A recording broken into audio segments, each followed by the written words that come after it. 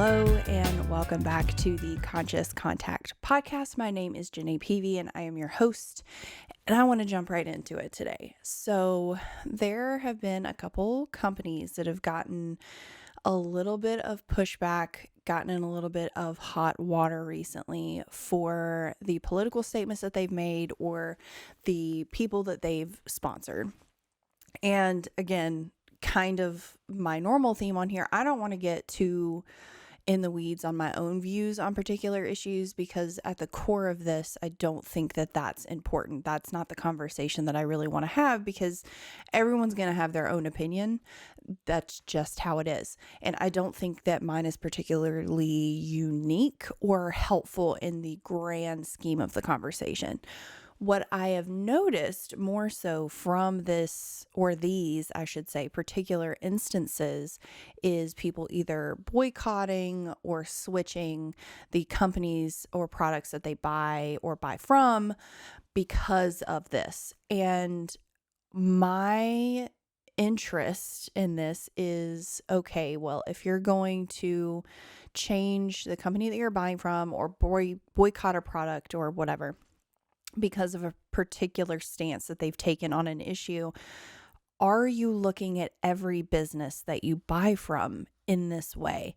I think this is more so the conversation that I want to have, and this is what I see being left out of the bigger picture. I think it's a great jumping off point for people to start looking at where they're putting their money. Like, who are you actually supporting? And trying to develop a sense of, does this company or the people that work there, and I'll get into that too, align with my own particular viewpoints? Does this company support people in the way that I want to see people supported? Because no one is forcing you to give your money to anyone. So I say that with the background of, yes, I understand in some places you do have to have a certain type of internet if you want internet, because that's the only people that service your area. I do understand that power companies are only available in certain areas. That's not what I'm talking about.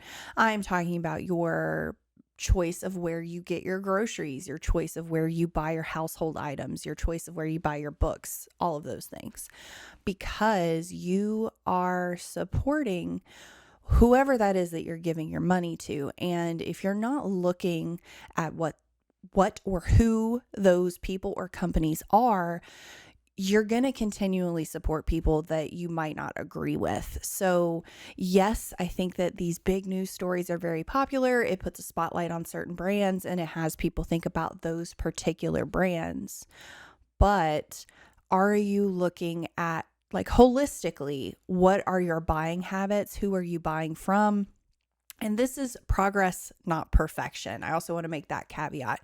I am not a teetotaler. I am not a zealot when it comes to this. I do still purchase things from Target and Amazon, but I am doing the best that I can at the present moment to, if there is a better option that is local or is a smaller business or company that I see that I enjoy their charitable actions or their company ethos, I will do my damnedest to purchase from them instead, because that is lining up with my morals, values, ethics, whatever. Not even necessarily the viewpoint of those companies, but the way in which they conduct their business is something that I want to get behind and support. So that's the second piece too.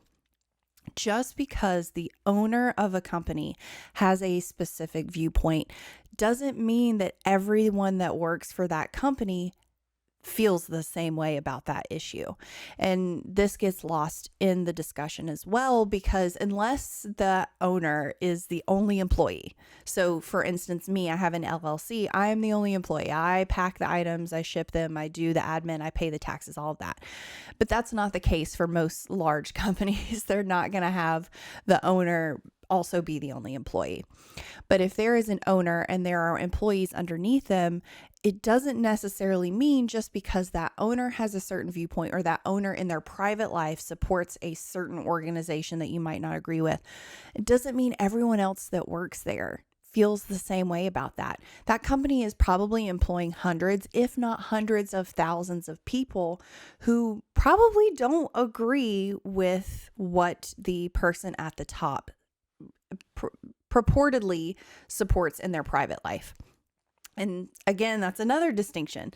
A company versus an owner and their own personal private life are two very, very, very different things. So one, you've got a ton more people involved, like I just mentioned, but also that person is allowed to be an owner of a company, but also be their own human being. And this is a topic that I want to talk about on an episode all by itself. The thought process of my life is not your life, nor should it be. And what I mean by that, without getting too much into it, is my recovery is my own recovery. I am not telling you that you need to do it the way that I did it, or that you should, make the same choices that I made. None of that. My personal life is my personal life. My relationship is my relationship. Just because something works for me, and just because something is important to me, and just because something is, I've placed a higher purpose upon a certain aspect of my life, doesn't mean I'm telling you that's what you need to do. That's something that I'm supporting and doing on my own. And it doesn't necessarily need to affect anyone else, nor am I saying you must believe the way that I believe. I think that that's a toxic narrative. I think that that cuts out all opportunity to have discussions, to understand another human being.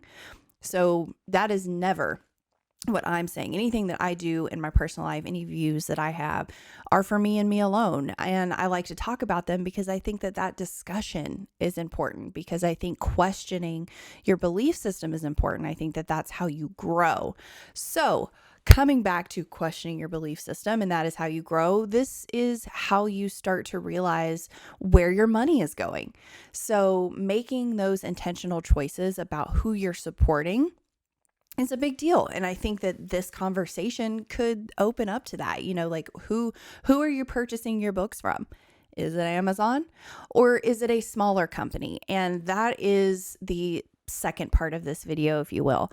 I wanted to talk about some local businesses, to me, specific ones, and broad categories of different local businesses or smaller businesses that you can support. I will also say that looking on a company's website to see if they have a charitable donation section that is part of their company ethos, I think that's really important.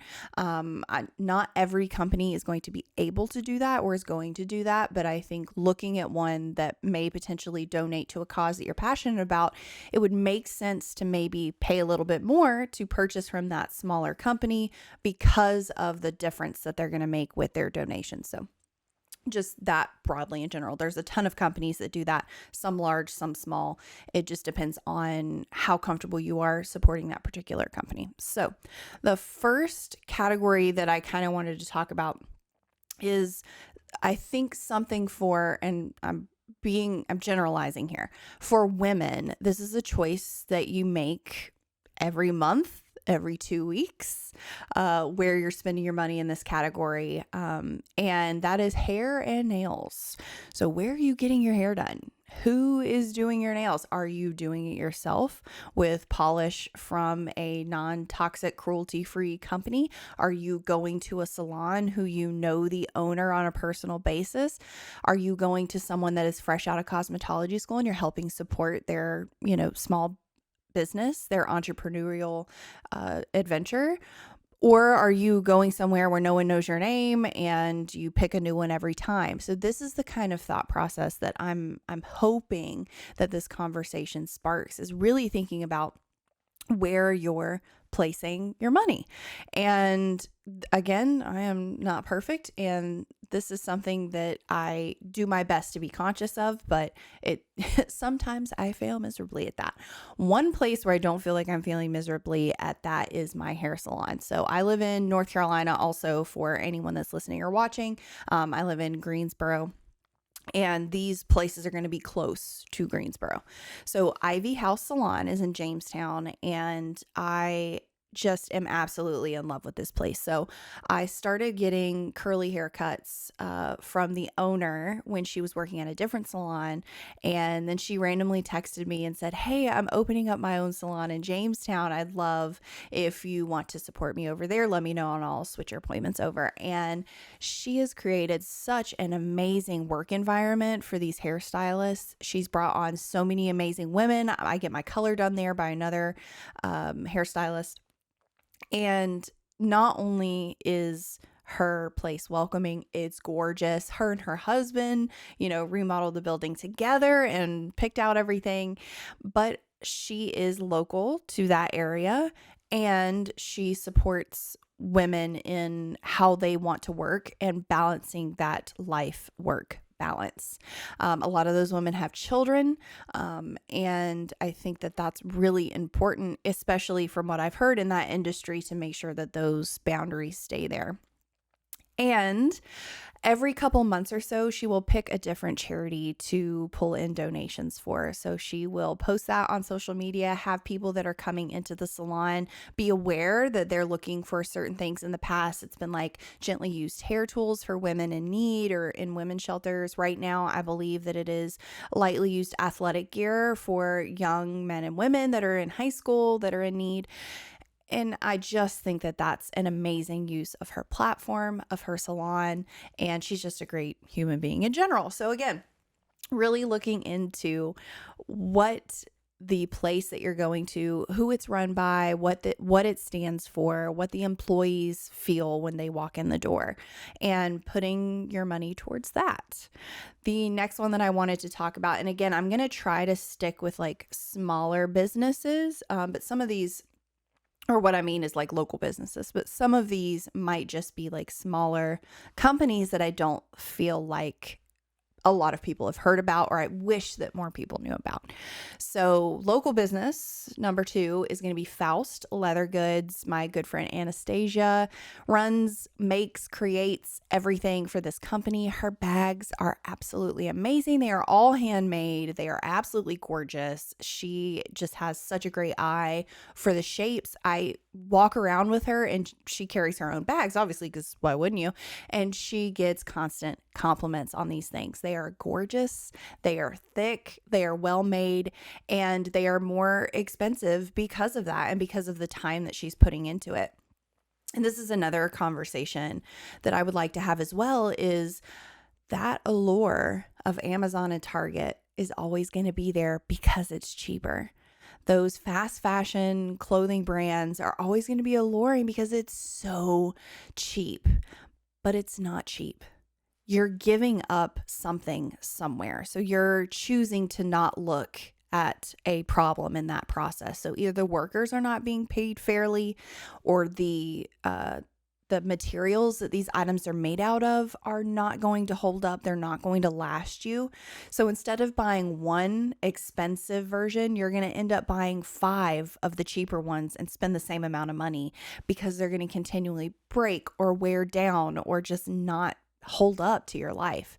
So spending more money at the front, better not more. So purchasing an item that is of higher quality, that is better made, that the materials are sourced better, that the employees are paid a fair wage, to me makes so much more sense than buying 15 items at a lower cost. So this could also be thrifting. That's another idea that I wanted to throw out there. If you are not in a place where you can purchase those bigger ticket items, thrifting them from a local thrift shop, from a company like Poshmark, where you're supporting another just human being who's cleaning out their closet most of the time, is a really important thing to do. That not only does that keep trash out of the landfills, but you are literally supporting a very small business, which is normally one human being. So either finding a really good high quality version of the item that you want from maybe a local business, or if you're not able to spend that money, looking for a high quality item at a thrift store or on a thrift site is a really good idea as well, to be able to live your values, but to also get items that are going to last you instead of having to constantly throw them away. I've got a lot of food options on here. So some are like super niche. Peppelah Challah, obviously. If you have not tried her stuff or heard me talk about her, I don't know what you're doing. You need to go listen to a couple of episodes that I've had with her. She's amazing. Small business, self-made, makes everything herself. Obviously, ships all around the world, but also has drops in local Greensboro where you can go pick up her items. She has seasonal menu items that are absolutely divine. She just announced a cinnamon toast crunch challah, which I am already drooling over. So finding people, maybe you're going to a local farmer's market, and a couple of those in Greensboro, by the way, is the one off of Sandy Ridge Road. I'm not sure the name. I'm going to link all of this stuff below.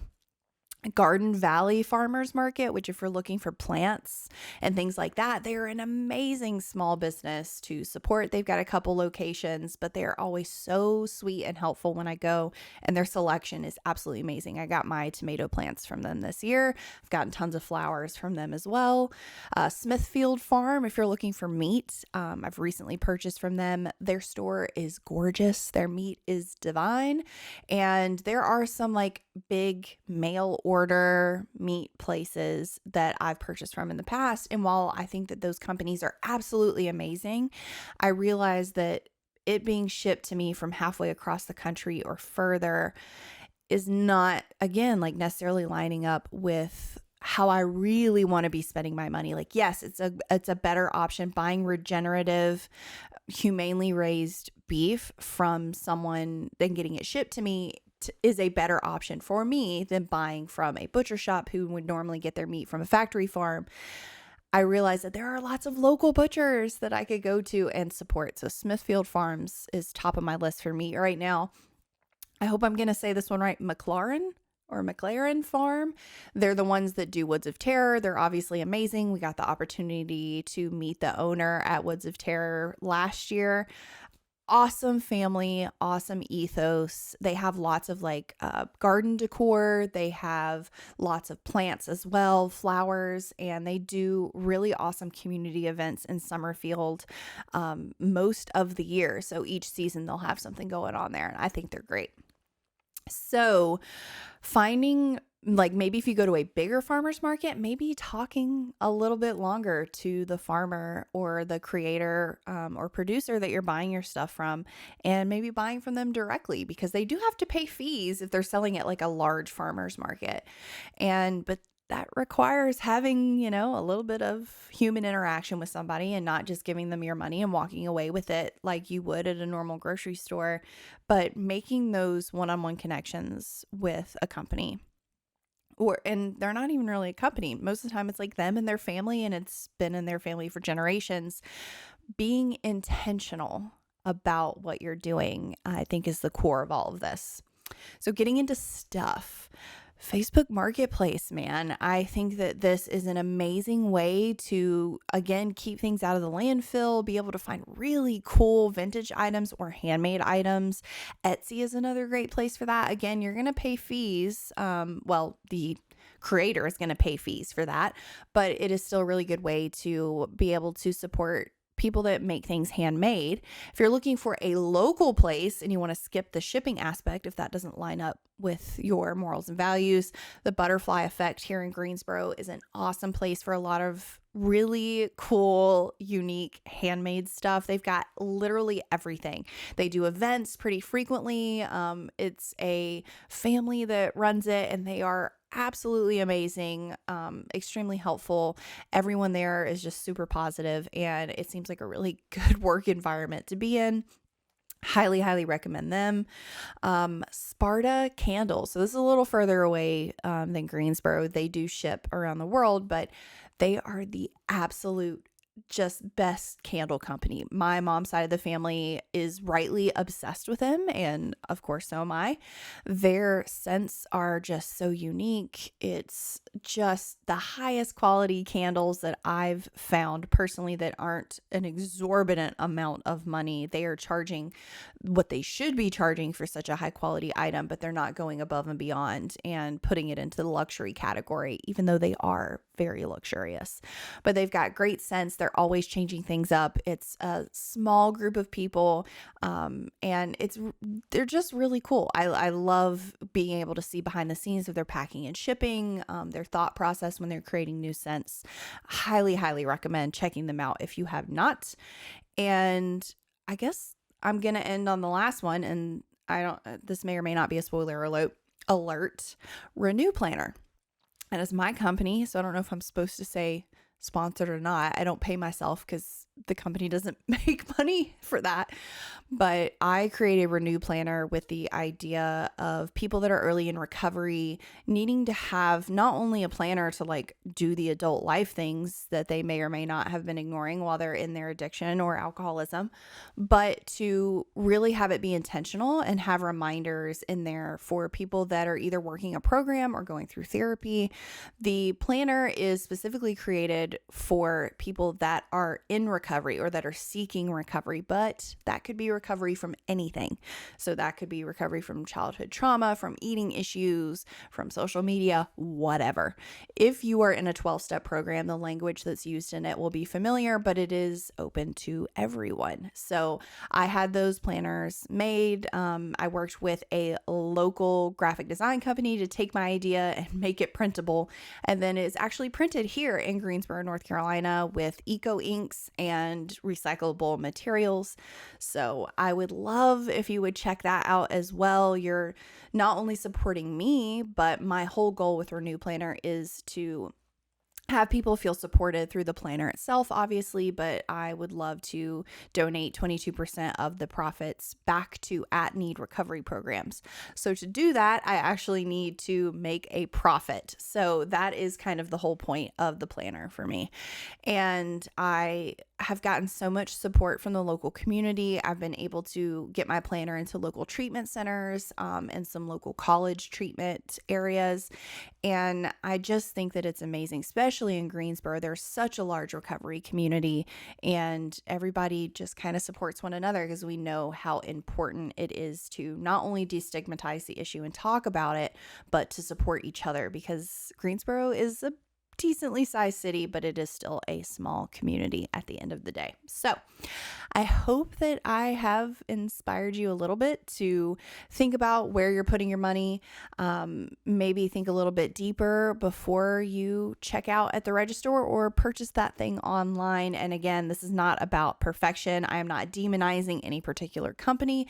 I'm just saying, think about it a little bit. Put in that effort to go a step further and see if there might be a better option of something local to you. And don't want to forget that one, books. So that's a hard one because Amazon is so easy. It really is. But local bookstores are on the way out if we do not support them. So find your local bookstore and purchase from them.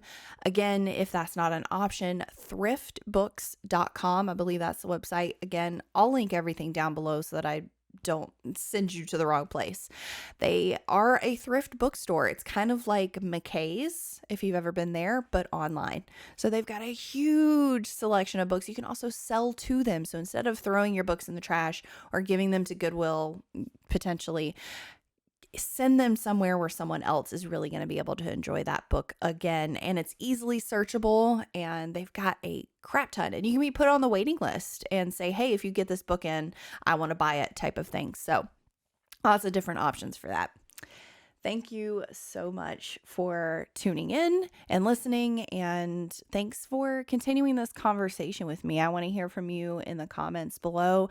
Let me know what local businesses that you found that you've gotten joy out of supporting, and other options that you didn't think there was another option for. So a grocery store, maybe you found your local farmer's market down the street, or you found a local farmer that lives close to you and you're able to purchase from them, because it is possible. It feels daunting, and we're kind of conditioned to just shop online and purchase from the big box stores. And again, I'm not trying to demonize that at all, but there might be better options out there for you. So give it a look. Examine yourself. That's kind of the whole point of this podcast. Really get in touch with what your core morals, values, and ethics are, and put your money where your mouth is. I guess that's kind of a challenge to you. So I will see you in the next one. Bye.